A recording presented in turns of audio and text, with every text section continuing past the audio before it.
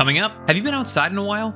We hit the hills to discuss the benefits of simply being outdoors. We are not going to take time and hold any static stretches. Did you know you're not supposed to stretch before you run? You're supposed to warm up. Personal trainer Morgan Shapiro demonstrates the difference to protect your muscles and joints. Plus, important information for seniors, a COVID update, and more are all today on SoFlo Health.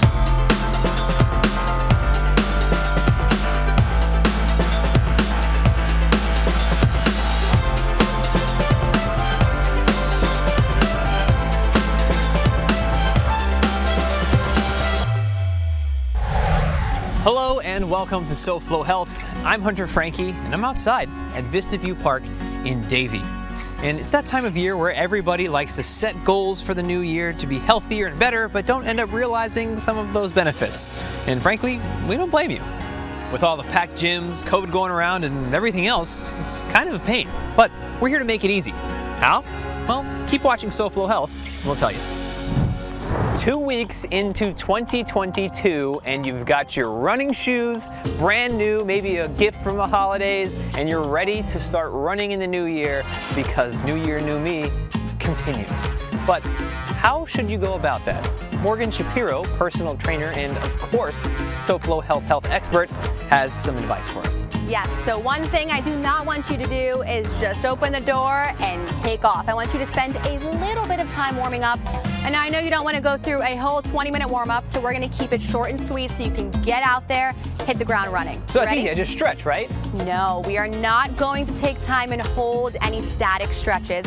We're going to do more of a dynamic movement, really focus on the hips, the upper body, some twisting, mimicking all of the motions that you do when you set out to go for a run. Okay, then where do we start? All right, so we're going to start off with some knee hugs, bringing that knee up, lifting it, stretching the backside of your body, but again, not holding it for too long. Let's do 4 more of those. I want you to think of pulling that knee up, warming up the balance a little bit. Now we're reversing it, so now stretching the quads. Again, not holding it too long, but being mindful to tuck those glutes under.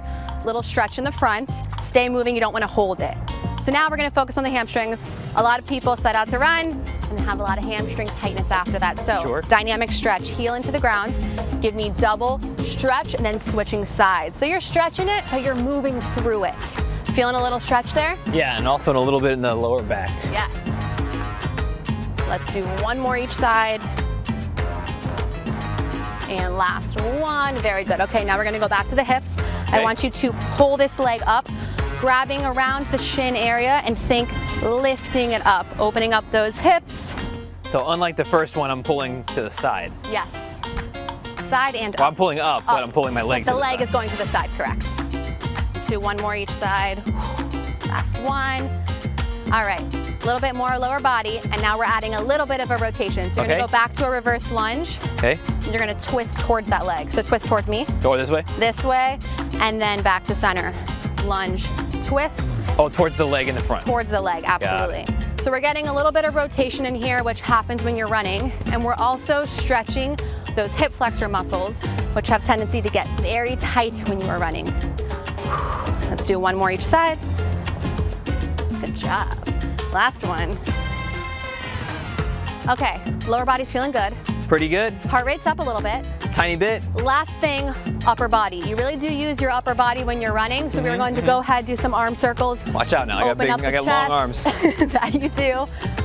A lot of people, we spend a lot of time rounding those shoulders, texting on those phones. We want to have good posture when we run. Last thing, chest fly. Heart rate up, staying warm. Very good, you ready to go? I think that's it, right? All right, There's nothing left to do but to run off. Bye. It's that time of year where South Florida makes the rest of the country envious because it's not hot, it's not cold, it hardly ever rains, and we just like to get outside.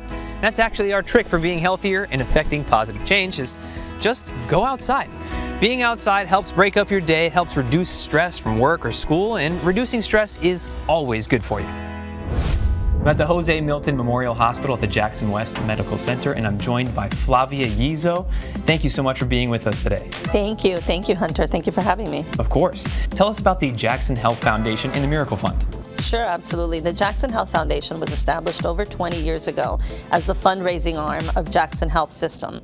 So Jackson Health System is a publicly funded hospital, but there are still things that philanthropic dollars can help support that the public dollars do not. And that was the purpose of the foundation. And throughout the time, over the 20 years, we've raised more than $200 million in support of the public health system to help projects such as this, the Jose Milton Memorial Hospital, which is a project that's a combination of public and private funds to make it come to fruition. It's absolutely beautiful in here. Everything is so pristine. It's got a warm feeling. And Jackson is truly a hometown hospital and medical facility and group. There's so much that Jackson does, as we're talking about here today, about the foundation and more. Who are you helping? Who is the benefactor of this? The benefactor is everyone. The really amazing thing about Jackson is that we have patients of all kinds and all demographics, and regardless of their ability to pay as well. Because we are a publicly funded hospital, we are the safety net hospital as well. But what makes us unique, unlike other public health institutions, is our partnership with the University of Miami makes us an academic center as well, and one of the most premier academic medical centers in the country. So we're fortunate to live in South Florida, where we're able to get such great medical care as a result of the partnership between the two organizations. If people would like to contribute towards your goal, how can they? They can contribute in a variety of ways. They can text the word Jackson to 91999. It's probably the easiest way. They can go on to our website at jacksonhealthfoundation.org, or they can call 305-585-GIVE. In any of those ways, and no donation is too small or too large, right? We'll take all types of donations, and really the benefit of that are the citizens of this community and all of our patients that we see on a daily basis. Well, we're thankful for all the work you do to get the word out and to help as many people as possible. Thank you so much for your time. Thank you. Information on Omicron, testing sites, and more are right here when SoFlo Health returns.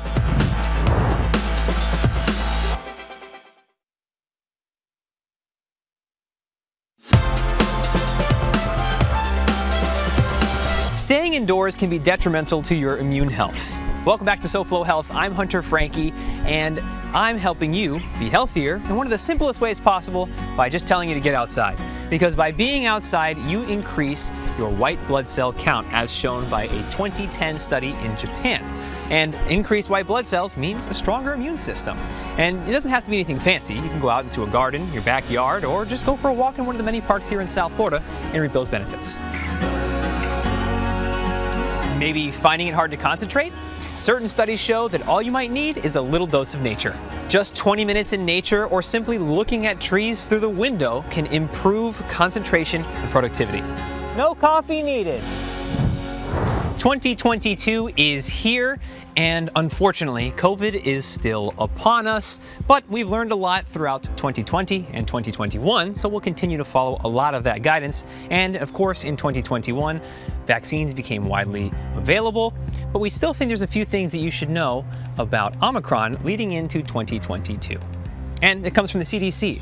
The first thing is that so far it seems that Omicron is much more transmissible than Delta or any other previous variant, including the original strain of SARS-CoV-2. We also know that regardless of your vaccination status, you can get and transmit the virus. Some good news, though, is so far the illness seems to be much more mild, but that's still, the jury's still out, and Delta is still out there, so we need to be careful. So what do we do about it? The best thing you can do right now is to go get tested if you're feeling any sort of symptoms. And I mean common cold symptoms, flu symptoms, and of course, COVID symptoms. Testing is a little bit easier said than done, but it is still possible. You can, of course, schedule an appointment with CVS, Walgreens, or your urgent care, and then you can go to one of the free sites available to you through the counties. Now, sites that were previously open may be closed now or reopened again, or there are some sites that never closed throughout all of this process.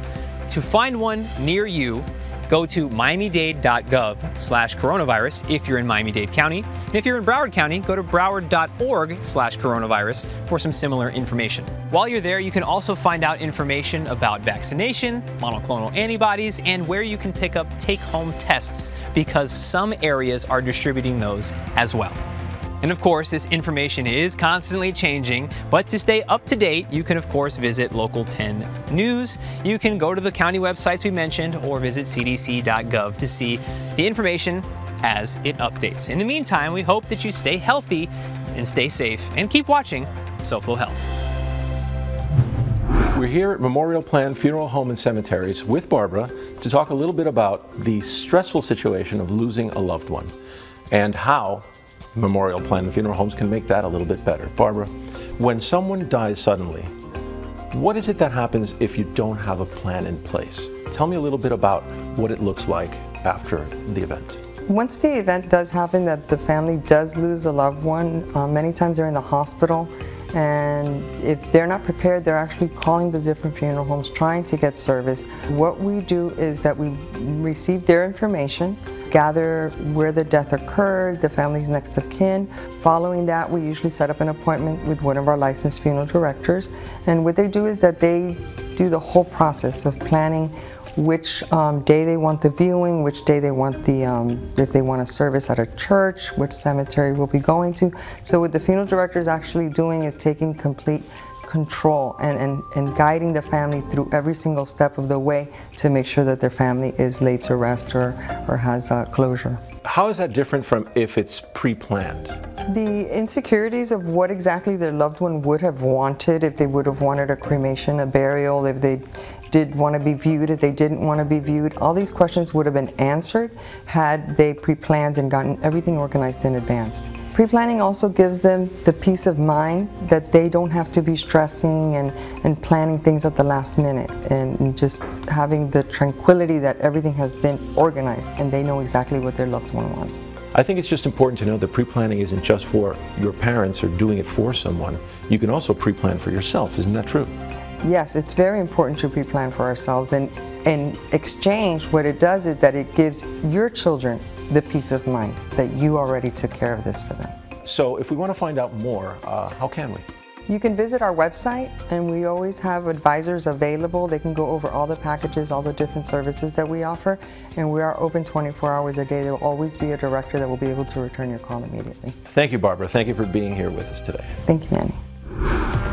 If you had to guess how much of their day the average person spent outdoors, what would you say? A, 7%, B, 28%, C, 3%, or D, 40%? The answer is after the break on SoFlo Health.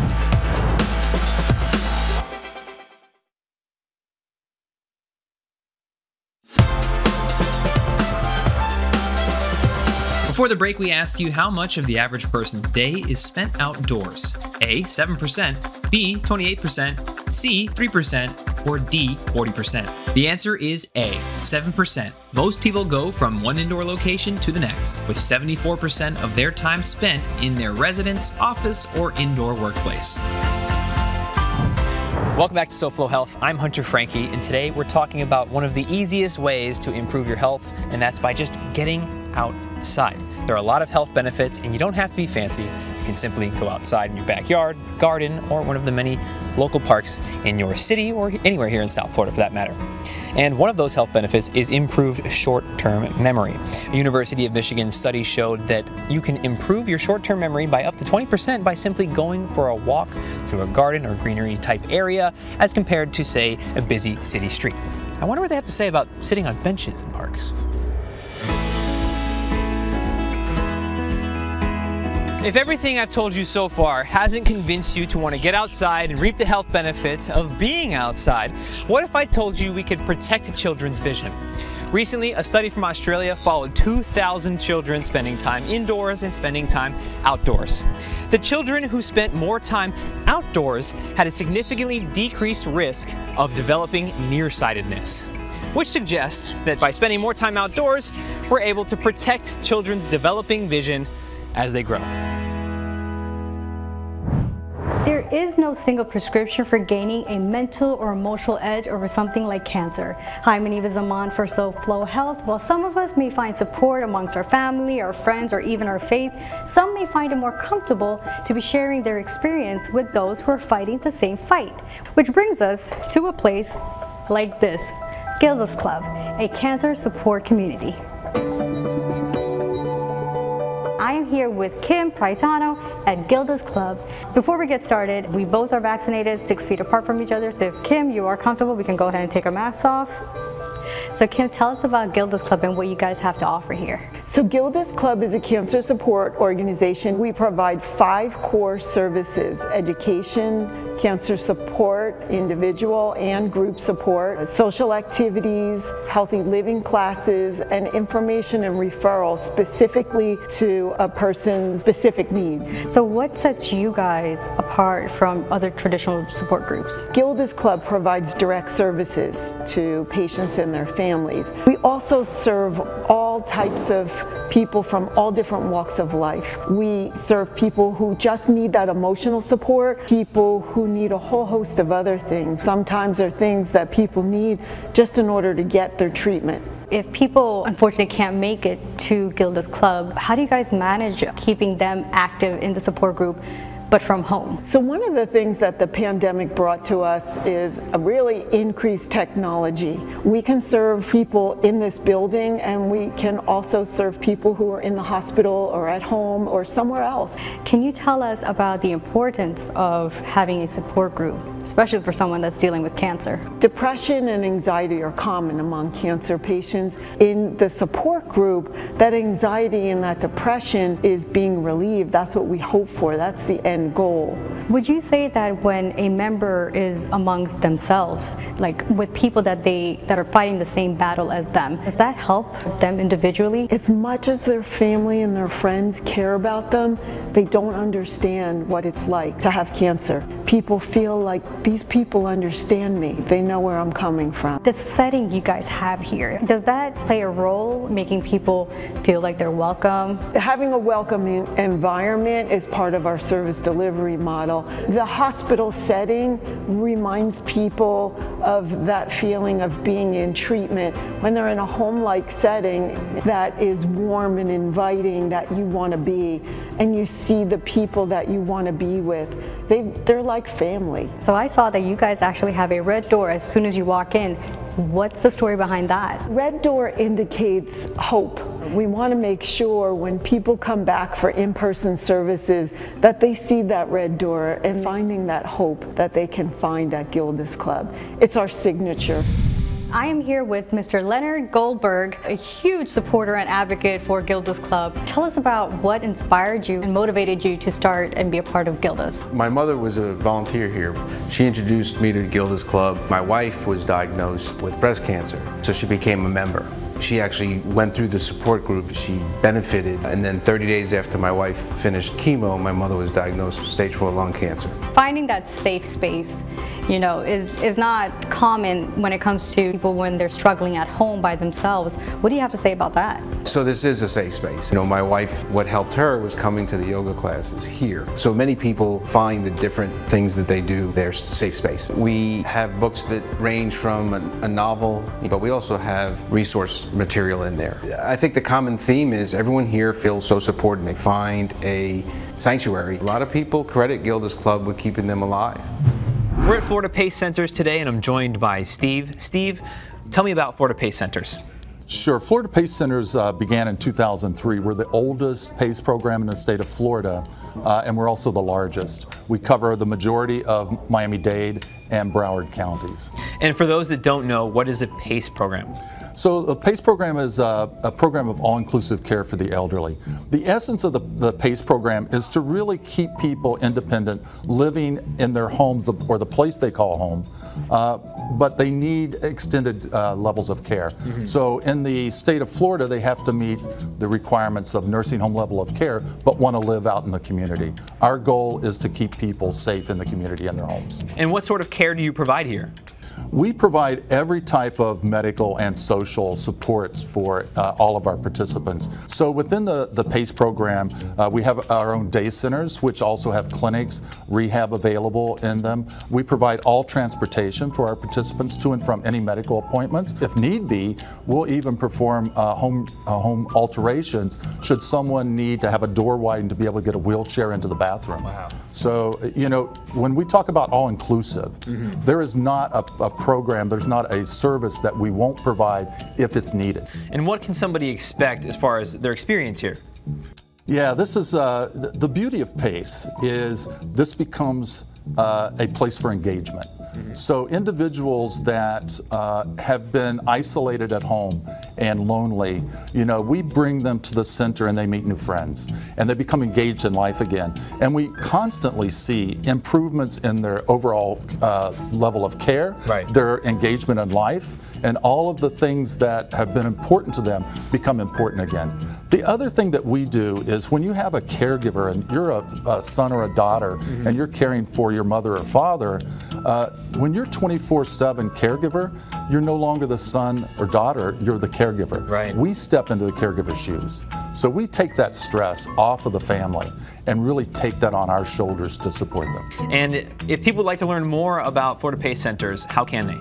We have a website that individuals can go to, and we also, you can contact us by phone or even stop by one of our PACE sites. We have 4 PACE sites, 3 in Miami-Dade and 1 in Broward. Wow. Well, Steve, thank you so much for your time today. You bet, Hunter. My pleasure. Of course.